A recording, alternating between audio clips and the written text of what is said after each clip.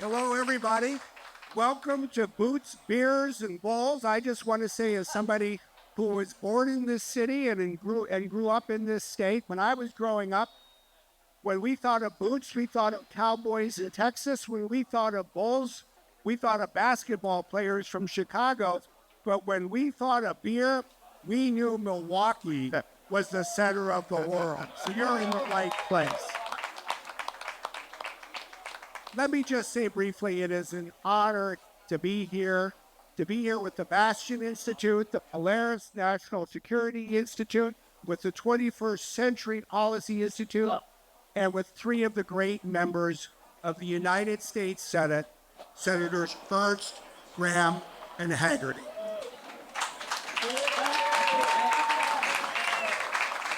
And before I turn it over to our moderator, let me just say I was asked to just say one word about why Microsoft is here.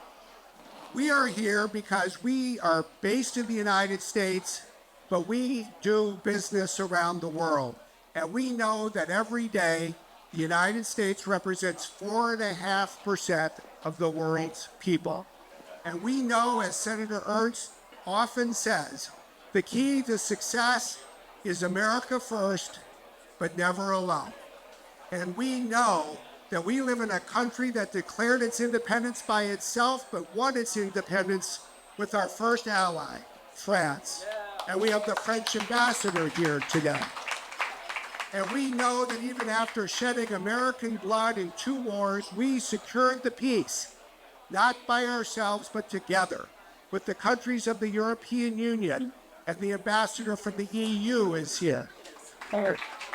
And we, every year and every decade, have worked with our staunch ally across the Pacific, Australia, where we have the former Prime Minister and ambassador here. So every day, it is American allies working with the United States that make America a stronger country. So with that, let me turn it over to the founder of the founder of Polaris National Security, who you may know as the host of the Morgan Ortagus radio show. Guess who the host is? It's Morgan Ortagus. Here she is.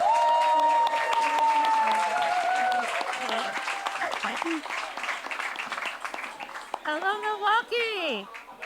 Hello. Can I get a MAGA? What an exciting week. It's so hard to believe that just a few days ago, there was an assassination attempt on the former president of the United States, but he is here and he is ready to win in November. How about you?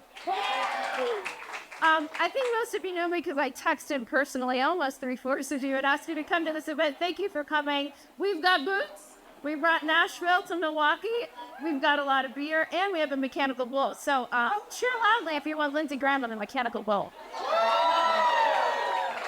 We are going to have a lot of fun, but first we're going to have a national security discussion. I'm going to bring the senators to the stage. I'm so excited to have all of them. So without further ado, Senator Lindsey Graham, Senator Joni Ernst, and Senator Bill Haggerty.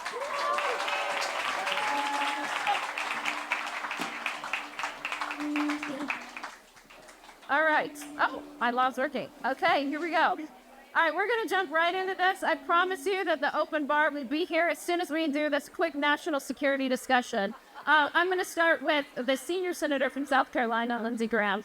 You know, one of the things that you and I spoke about over the weekend, immediately after the assassination attempt of former President Trump, was the fact that there have been active plots by the Iranian regime on U.S. soil to not only kill President Trump, but Mike Pompeo, former Secretary of State, my boss, Ryan Cook, and other administration officials. How in the world are we giving billions of dollars in sanctions relief to a regime that is plotting to kill former administration officials? Because we're stupid. So, we've lost deterrence. It all started with Afghanistan, right?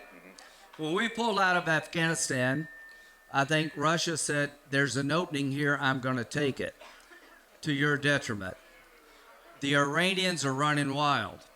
They were getting 300,000 barrels a day of oil produced when President Trump left. They're over 1 million today. So I was playing golf with Brian Hook when I heard about President Trump being shot. The administration, I want to work with where I can, but they misunderstand the Ayatollah. He is not a normal person.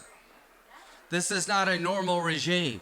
They have a religious desire to reshape the world in the image of their version of Islam. They want to kill all the Jews, and they want to come after you. And if you don't get that, you're making the same mistake they did in the 30s with Hitler. The guy's a nut. So here's what we got to do. We got to scare the hell out of him quickly. So Bill's got to leave. I'm going to turn it over. One word about Polaris. If you're a Republican running for Congress and you got a car dealership, you probably know a lot about cars.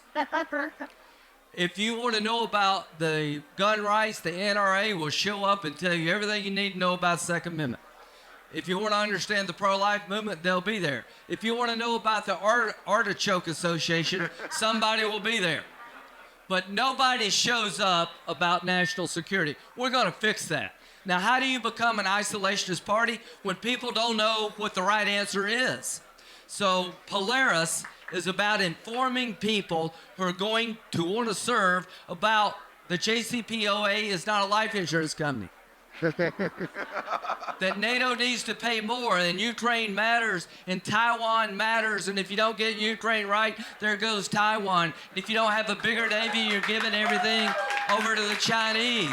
So we're going to have an organization through Morgan and her team to educate people about America first doesn't mean America alone. America first means people should fear us, not take advantage of us. If we do not educate candidates for office about what national security is all about, we have nobody to blame but ourselves, to Brad and to corporate America. If you want people to vote for defense budgets we need, you better educate them as to why we need a bigger military. And say no to all the so-called deficit hawks who would dismantle the military in the name of balancing the budget. You're not making America safer by balancing the budget on the back of the Defense Department. Polaris is needed now more than ever. This is the 1930s all over again, but we're not going to let it happen again. Yeah. Senator Joni Ernst, we know that energy security is national security.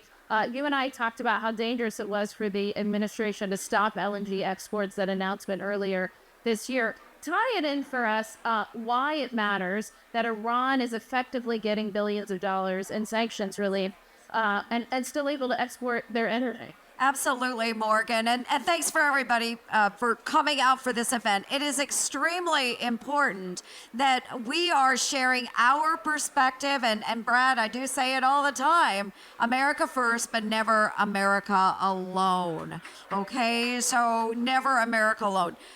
We can tie it all together because we do have sanctions against Iran. But guess what? This president refuses to enforce those sanctions against Iran.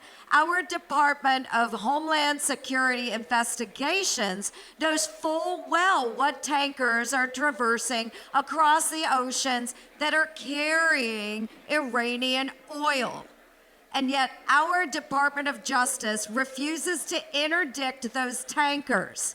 As a result of our failure to enforce our very own sanctions, Iran has now seen over $80 billion of oil revenues go into their coffers. So what happens then when we see that oil revenue go up for Iran is they take those dollars and they disperse them.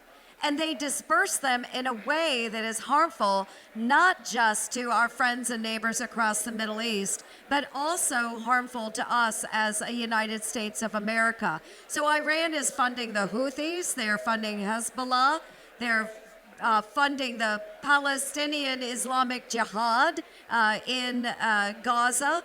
You can see that those organizations really are a detriment to the United States of America. So there are a number of us in Congress that are pushing the president to enforce sanctions and actually go after the oil that can be intercepted. And I have a bill, Lindsay, we all work on various bills, but I have a bill that would take that oil revenue as we sell it from the United United States and fill the coffers once again for a fund that will allow the survivors and those that have been victimized by these terrorist organizations, allow them to be repaid. So we've got to stay on this, Morgan. Energy security is important here in the United States of America. I believe in all of the above energy. I think most of us do. But only when we retain that energy dominance and push back against our adversaries will we be strong yet once again. So very excited about the opportunity with President Trump. Thank you. Senator Hagerty. Senator Hagerty, as we just stay on the Middle East, how does the Abraham Accords tie into all of this as it relates to countering Iran? And what if President Trump is reelected in November, as we all here think that he will be? How do you move the Abraham Accords forward and get more countries involved? Well, I think it gets back to the topic that we just mentioned, and that is Iran. How are the Abraham Accords possible? Well, it's because President Trump withdrew us from the JCPOA. You recall the deal that got us there under President Obama, the pallets of cash that came to Iran, we all saw that. That funded terror throughout the region. By implementing secondary sanctions, that's not just primary sanctions between the United States and Iran. We don't buy much from them. But secondary sanctions, just like I worked to implement in Japan when I was ambassador there, going to the Japanese and saying, look, you could do business with Iran, you could do business with the United States, but you cannot do business with us both. That was hard to accomplish, but we did it. Around the world, we did that, and we choked down Iran. They were broke, and guess what? Peace breaks out in the region. Hamas, Hezbollah, the Houthis are broke. You think about what happened. We moved our embassy from Tel Aviv to Jerusalem. We acknowledge Israel's sovereignty over the Golan Heights, no more. And the Abraham Accords, I think, were the crowning achievement that everybody said could not be done. But what we were able to do in that environment is focus on prosperity and peace through prosperity. And without Iran able to jeopardize that, we had a runway open for us to see something magnificent that had never happened before and most people thought could not be done. What happens if President Trump comes back into office? And I feel very strongly he will come back into office. Yes. What happens? We get back to a posture of peace through restraint. And the Abraham Accords, I think that the possibilities are, extremely robust, that we can see that expand dramatically. Here's the basic premise. President Trump comes back into office, we focus back on our economic strength. It's our energy independence, our ability to become the best strategic partner in the world with respect to energy. It's getting the regulatory sclerosis out of the system and pushing back on these bureaucracies that are doing everything they can to constrain America's economy. A strong economy will beget and support a strong military, and with a strong military not focused on pronouns but on lethality, we will be able to come back to a position of strong diplomacy. That's right. Thank you. Didn't get it. All right. I'm getting double microphone today. Senator Ernst, you and I have been to the southern border together. We know that our southern border and the over 11 million illegal crossings is the #1 national security issue on the minds of voters and what matters today. I think we are all concerned, as the FBI director has testified multiple times in front of the three of you, that there's blinking and flashing red lights. So what do we do after 11 million people have come in? How do we go back to protecting our borders again? Well, this is an issue that on day one, I believe that President Trump will resolve, just as he had resolved it in the last administration. Day one of the Biden administration, the president threw open the doors to the United States of America and basically encouraged illegal migration into the country. So Morgan, you're right. We've got over 11 million people that have come into the country. Many of them now don't even have court dates to have asylum hearings any longer. They've been told, we'll call you when we have an opening. Many of those that do get court dates, it's 10 years in the future. So it is a national security risk for us to continue to allow people to flow over the border. Just in this last year, we have seen over 170 individuals on the terrorist watch list that have been apprehended at our southern border. That's got to stop. We have seen where 6 individuals were from the Middle East were apprehended. Tajikistan. How many know where Tajikistan is? Okay, yes, there are a few of you. Thank you. These are the people that should know. They should know. But those 6 came in and they have known affiliations or ties to ISIS. So this is a real issue. As we study the different information that flows out from our intelligence agencies and that's fed to all of us that serve in Congress, we know that ISIS wants to have attacks on our homeland. How better to do it than to send somebody over the southern border where they are unchecked and they're turned loose into the interior. So other issues that exist out there. Senator Chuck Grassley, my senior senator from the great state of Iowa, he and Ron Johnson, the senator from Wisconsin, they held a joint hearing on the unaccompanied minors that are now being released to those here in the United States that have known ties to the drug cartels. We know full well they're being used for child labor. Those unaccompanied children are being used for sex trafficking. And yet this president allows them to be turned over to those organizations. Why? Because they don't have room to hold them anywhere else. So they know that there's 85,000 minors that can't be tracked down. What do we do about it? We re-implement the Remain in Mexico policy that President Trump had worked out with Mexican authorities. We shut down the borders and require that everyone go through a port of entry, or we're just simply going to boot your you-know-what out of the country. I mean, that needs to happen. So there are so many easy ways that we can do this, but then don't fund them when they come into the country. Make sure that if they are applying legally, that they're able to support themselves, and don't encourage them by saying, you know what, we're going to allow you to vote in state and local elections. There are so many things that we can do that need to be done, and Donald J. Trump is going to do it. That's right. Senator Hagerty, I think you had a follow-up. I'd just like to say the quiet part out loud on this one. You talk about our southern border. At Biden's encouragement for people to surge that southern border, Biden promised to transform America. Here's what's happening. Here is the motive behind the crime right now. Those illegal migrants are counted in the census for the purpose of allocating congressional districts and electoral votes. My colleagues, Senator Lindsey Graham, Senator Joni Ernst, joined me. We voted to stop doing that, to stop allowing these people to be counted for the purposes of allocating electoral power in the United States. Every single Democrat voted to continue doing it. This is the motive behind the crime at the southern border. What's the motive behind not enforcing oil sales to Iran? Well, one, to appease them, but the other is to try to hold down energy prices, because this administration decided on day one, yet again, to wage war on the domestic energy industry here in America. They flatlined our production when we should be going through the roof right now. This is all about domestic politics at the end of the day, and we have a party that is so power mad that they're willing to subject us to the dangers that Joni just described because they want electoral power. They want to appease the wild-eyed environmentalists who think that we've just got to kill domestic industry. All of this weakens America, yet they're willing to do it. Things have to change, and they will change in November. Thank you. No, not you. How many of you believe that we need rational immigration? That we need merit-based immigration? That we need to pick the best and brightest from the entire world and have them come here work on our terms? How many of you believe that we need H-1B workers, people to harvest the crops? I do. So I have been working on this problem for 20 years. The big loss from this open border policy, waving everybody in, is a guy like me cannot convince any Republican to do immigration reform until we first secure our border. So Joe Biden has made it impossible to modernize our immigration system through a comprehensive approach. What does President Trump have to do?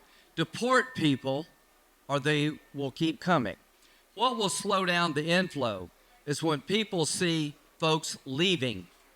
So number one, you got to secure your border, but you got to deport people who have been here a very short period of time and start getting them out to slow down the flow.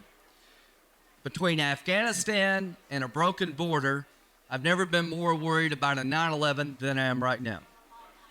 This is a lethal cocktail. It's the number one issue But I want to tell everybody in here, the need for immigration reform hasn't gone away.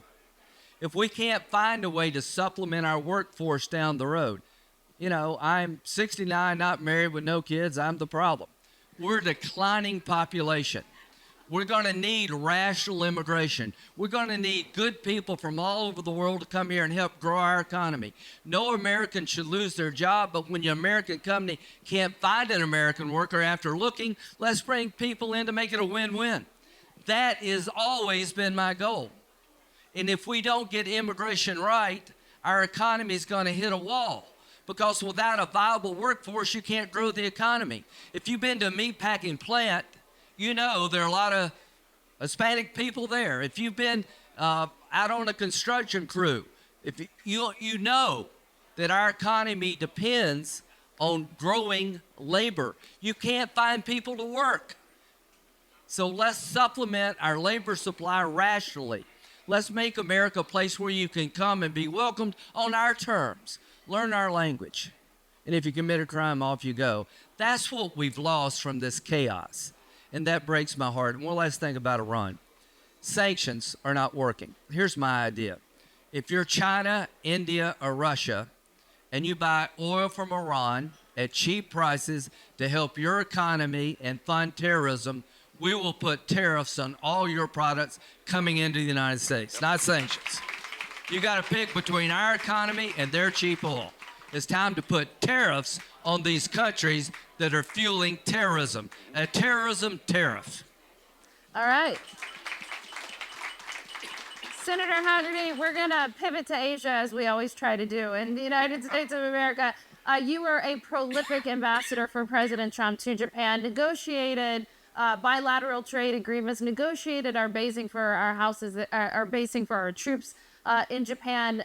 You speak Japanese. You've been all over the region as a businessman and now a senator. Give us your perspective on where we are in this moment when we're worried about the threat of the Chinese Communist Party towards Taiwan, when we're worried about the second Thomas Shoal in the Philippines, and we're worried about the very essence of freedom of navigation around the world for our U.S. Navy. How do we tackle this massive China challenge with so many setbacks in front of us? Well, thank you for that question, Morgan. I've got two of the best colleagues I could possibly have in this because we need a strong military to address the challenge. When I arrived back in Japan in 2017, we had to overcome a policy that was known as leading from behind. Dealing with North Korea with the term called strategic patience. Do any of you have teenagers? Do you know what strategic patience would lead to? I'm a toddler. It's unbelievable. So North Korea had ramped up in the 10 months of October that I had data for, from January to October. I remember sitting down with President Trump showing him this. They'd done more missile tests and nuclear tests in those 10 months than they'd done in the 14 years prior. I mean, that place was hot. When I arrived, the North Koreans were threatening. In fact, they launched intercontinental ballistic missiles over Japan. The area was an extremely tough position. Look at what happened. We began to lead for strength. President Trump, Prime Minister Abe locked arms. We imposed 3 consecutively stronger sets of economic sanctions on North Korea. And guess what? China and Russia actually agreed. We got our assets in the right place out there. I remember Mark Milley, when he was Chief of Staff of the Army, coming out to see me. We talked about it. I asked him about the timeline. Sure enough, when we got everything where it needed to be, things began to calm down. My butt bigger than yours? No, that wasn't the conversation. When can we get together and negotiate? I think about what happened with the PLA. In the East China Sea, they had been harassing the Senkaku Islands. This calms down. The South China Sea, you remember back in 2015 when Xi Jinping comes to the Rose Garden standing shoulder to shoulder with Barack Obama and saying, oh, we have no intention of militarizing these islands that we're building in the South China Sea. By the time I got there, Morgan, in 2017, they were completely militarized. Turrets, runways, you name it. Exactly. We have to push back. Ambassador Rudd, you know this. You've been following China forever. This is something that I've been dealing with for years. As a business person, I was optimistic back in 2001. I thought, expose them to a market economy. We've done so well with it, perhaps things would change. They use predatory practices, whether it be stealing intellectual property, heavily subsidizing their industries, not allowing us access to their markets. They don't play by the same set of rules economically. They clearly don't play by the same set of rules militarily. Look at the cyber warfare that they engage on every day. We have to stand up to China. The only thing they understand is strength. Words and press releases do not work. You do not let them fly a flippant spy balloon over the United States of America without consequence. So we will be back to dealing from a position of strength immediately. Xi Jinping knows Donald Trump. This will be a different ballgame. We have to implement it as soon as possible. Absolutely. Senator Ernst, as I see so many of our friends, foreign ambassadors that are here from Asia, Europe, Middle East, all over, one of the things that I think is, as it relates to the threat of the Chinese Communist Party, this geopolitical competition that the U.S. is in, we cannot take on this challenge alone. So what should the Trump administration do if we hopefully win in November? How do we engage with our allies, not only in Asia, but also around the world, to protect the freedom-loving nation that we know and love? Yeah, thank you, Morgan. And this is where we see our organizations, whether it's Polaris, the Bastion Institute, whether it's 21st Century, all of these organizations are here for the good of the United States of America. It is incredibly important that the United States lead. And in order to lead, you have to have someone that will inspire others to follow. That's the key to leadership, is inspiration. And right now, we do not have someone who is inspiring others to follow. Joe Biden has been very, very weak on this stage. When we have Donald Trump, once again, he can inspire others to follow. So when I think about American leadership and our friends and allies around the world, and what I will encourage President Trump to do is really embrace our friends and allies. Now, again, going back to America first, but never America alone, we need to know how to work with our friends and allies, leverage all of the abilities of all of these incredible nations and partnerships for the good of everyone. It doesn't mean that the United States need to deploy all of our troops forward at every moment, but certainly having individuals out in other nations, a handful of special operators working with our friends and allies around the globe is extremely important. It provides leadership. It provides stability. This is what we need. But we also need to leverage our alliances when it comes to trade, when it comes to the energy sector. All of those areas need to be used for the betterment not only of the United States, but for our friends and partners as well. Again, Joe Biden is extremely weak right now. And in the face of adversity, we have seen Joe Biden turn tail and abandon our friends and allies. We saw this in Afghanistan, where we saw the absolute debacle of the American withdrawal from Afghanistan, where we left behind not just our friends and allies, unbeknownst to them, the United States was pulling out, but we left our Afghan friends, those that had worked with our American military. We left Americans in Afghanistan, and they're still not out of the country. Then we turned to Ukraine. What did we see in Ukraine? We were working in Ukraine with special operators training Ukrainian military units. The minute that Putin started building up on the border of Ukraine, President Biden said, let's withdraw American troops from Ukraine. And what happened? We had a minor incursion, which President Biden said would be okay. That minor incursion turned into a war that has lasted now over 2 years. So we have got to learn to step up and enable our friends and partners to defend their own borders.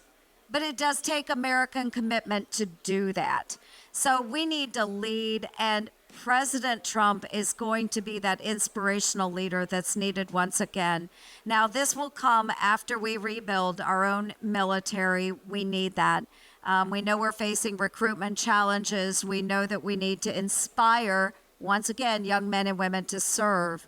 But we should be good friends and allies to all of our partners. Senator Graham, I know that you have talked quite a bit about what Senator Haggerty and Ernst have just talked about rebuilding the military, but I think it's not only important just to rebuild our military, but also our defense industrial base and to rebuild our Navy. We need to be able to actually build the submarines that we promised Australia and in AUKUS. So why don't you talk a bit about that? Well, as an Air Force guy, it pains me to say this, but we need a bigger Navy. And that's hard for me to say. The Admiral likes that. Yeah. So, if you want to do well in Asia, you better get Ukraine right. So this idea, you can give away Ukraine and we're going to be safer, doesn't work that way. So the best thing you can do for China is to show up in Africa and compete everywhere. So how many ships do we have in the Navy? Not enough. Yeah. 298. At the end of the decade, how many we're going to have? 299. We're spending below inflation on the United States Navy. China's going to have 450 ships. This bipartisan budget deal, which I voted against, puts us below inflation for our military writ large. I think the threats are beyond that. So how do you rebuild the Navy? You come up with a plan. You work with South Korea and Japan that actually have shipyards. And you do for Navy building what you did for submarines with our friends in Australia. You get allies together that have capability. You have a joint goal of establishing an industrial base, and it doesn't all have to be here, to get on with building a bigger Navy so China will take you seriously. One of the first things we did wrong was take tactical nuclear weapons out of submarines in the backyard of China. Does anybody remember Ronald Reagan? I was in the Air Force in 1984 to 88 in Europe. When Ronald Reagan introduced nuclear-tipped cruise missiles, he told the Russians, I'm not going to match you tank for tank, but if you come through the Fulda Gap, you will regret it. China has to believe we will fight for Taiwan. China has to believe that we have the capability to take the fight to China. It all goes back to the lack of deterrence. Trump told me one time, go tell this guy I'm a little crazy. I said, it'd be the easiest job you ever get. People were afraid of him. It was not just sanctions. Soleimani is dead. That's why you get people wanting to sign up with Trump. Yeah, sign me up. I like that guy. I want to be on your side. We've lost all that. So we got to have a plan to rebuild the Navy. It's got to be beyond the top line of the budget. If we don't have an emergency kind of appropriations attitude to rebuild the Navy, we're giving China the wrong signal. Here's what I told Trump. I want you to be Teddy Roosevelt. Talk softly and carry a big stick. I want you to rebuild the Navy in a way that will be credible. I want you to make it fun to be back in the military again. I want to make our allies feel like we do have you back. And I'll end where I began. I want to end this war in Ukraine. It's going to be a diplomatic solution. But if Putin is seen as being rewarded for dismembering Ukraine, China will get the wrong signal. If we're weak in Ukraine, Iran believes we're all talk when it comes to stopping their nuclear program. So I am hoping that President Trump will give an offer to Putin he can't refuse and tell Putin, if you don't want to solve this, then I'll give Ukraine all the weapons they need. And this thing will keep going and going and going. It's going to take a guy like President Trump to bring this war to an end honorably. The people in Ukraine have fought like tigers. Your fight is our fight. Your fate is our fate. To think otherwise is just not realistic. This is the 1930s all over again. If you could go back in time and do something different with Hitler, would you take the opportunity? We had a chance 10 times to stop him. So we got the ambassador from Israel. Everywhere you look, somebody wants to cut your throat. You know what? Everybody wants to cut your throat, wants to cut my throat. Give you the bombs you need to win the war you can't afford to lose. That's how you help beat China. Senator Haggerty, I know you have to go. You leave a few minutes early to get on television, so we'll go to you. You've spent a lot of time with President Trump as his ambassador, and in some of the most intense negotiations in the Trump administration took place under your watch as ambassador to Japan. So I'm wondering, two-part question. Could you give us some insights on what it's like to negotiate for President Trump, what we should expect over the next 4 years? And I also, as you said, want to give you a chance to talk about how we help Israel decimate and end Hamas and Hezbollah once and for all. So on the first question, I could spend the entire afternoon with you about what it's like to negotiate with President Trump and on his behalf. Lindsay's laughing because he knows exactly what I'm talking about. But I'll say this. When you have a president that has your back, when they know that there will be real consequences to inaction, you get action. And we were able to deliver action. We were able to deliver real results at every turn because of two things. One, inaction was going to be an unacceptable answer. And two, they knew if we said yes, that we're going to create something insurmountable, strong and defensible. There's a reward for working with America. We need to make that clear.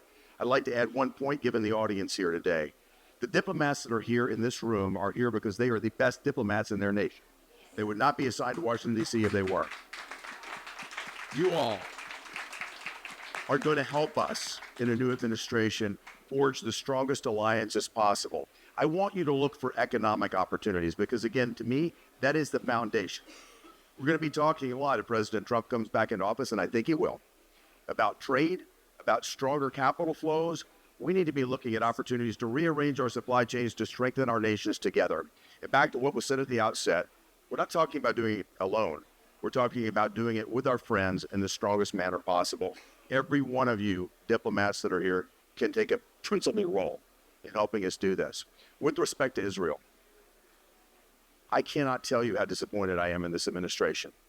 The two-state solution that Joe Biden is working on are Michigan and Minnesota. This both-sidism doesn't work. He came out and said the right things at the outset. He said what I believe the vast majority of Americans feel. We support Israel. We stand behind them. I'm from the southern part of the United States. We love Israel. We love our Jewish friends and brothers here in America.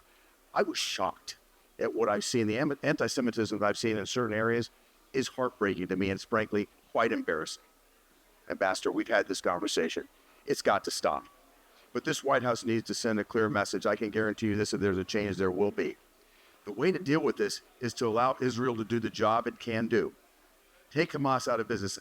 Get our hostages back. End this. And then find the grounds to create prosperity again.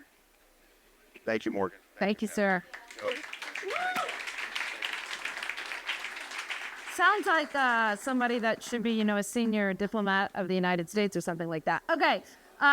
Senator Ernst, and Senator Graham, tonight is at the convention.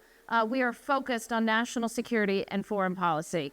That never happens, by the way, at Republican conventions, right? Foreign policy is never the forefront at a convention unless things are going really bad. So just to end this, because I know y'all want to hear some country music, but to end this, Senator Ernst, we'll start with you. Tonight's National Security and Foreign Policy Night. What do you want to hear most tonight, and what are you most concerned about? Why are the stakes so high in this election as it relates to our national security? Thank you, Morgan, and I want to thank you as well for your service in uniform. So thank you so much. The Navy never looked better. Yes, that's true. That's true. So this evening is very important, and we do need to hear from those that are speaking on stage on our role as the United States of America, how we not only provide for our own national security, and that means rebuilding the military, rebuilding our defense industrial base, making sure we're inspiring future generations to serve in uniform so that we can protect our nation. It means securing our southern border to protect us against threats to the homeland. But it also means the outreach that we do with other nations as well. Again, I just keep hammering it. America first, but not America alone. We have such great partners. Hell yeah. Okay, we've got all these wonderful, incredible partners here from our diplomatic corps. We were joined by Ambassador Herzog. We've got Dame Karen, thank you very much, from the UK. We've got everyone. We are represented all the way around the globe with all of these incredible diplomats. But it means working not only through diplomacy, which should always be our first step in making America much more secure, but also then a secondary step when negotiations fail is to work through our military. It doesn't mean deploying forward our military all the time, but again, a handful of advisors, of leaders working with foreign militaries to strengthen their own resources. We do this quite well. Those mill-to-mill partnerships, very, very important, something that we need to capitalize on. I hope to hear more about all of those ways to strengthen and protect the United States of America. That's- All right. Senator Graham, what do you want to hear tonight? Well, number one, I like the idea of beautiful women who want to kill terrorists to be more in charge of the world.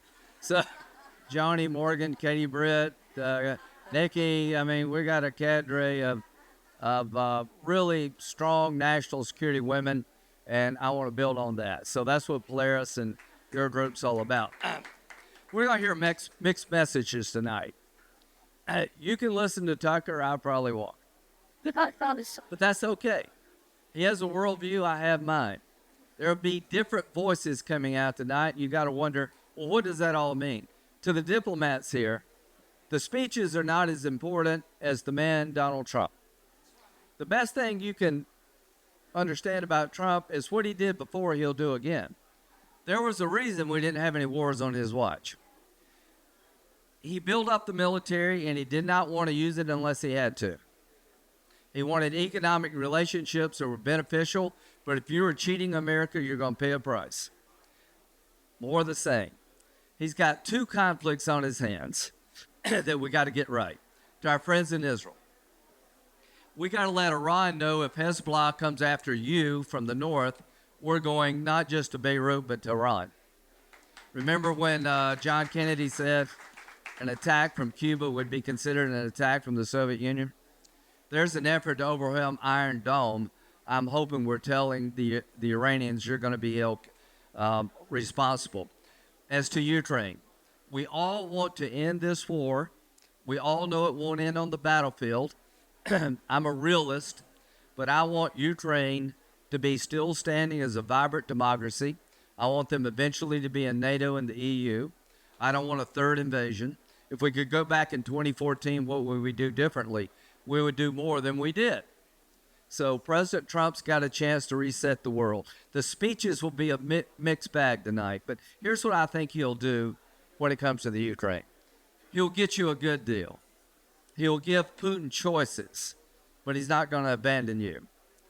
When it comes to Israel, he's going to reestablish deterrence against the great Satan Iran pretty quickly. He will be pushing, building on the Abraham Accords. He will be rebuilding our military. He will be telling those who want to cheat us in trade, you're going to pay a price. I think he'll put tariffs on countries that buy oil from Iran. I think he'll secure our border, but I hope he'll also talk about rebuilding a broken immigration system. Everything that's going wrong today has one commonality. Nobody fears us and nobody respects us. It all started with Afghanistan. You can fix this pretty quickly, and let me tell you why. America should be considered a good partner, but people should fear us who are up to no good. I promise you, I've been in rooms. I've seen the look on their faces. Donald Trump is going to reestablish American dominance, not just in energy, but on the world stage peacefully. All right. Well, I want to thank everybody for coming out to listen to this national security debate discussion amongst the Republican Party.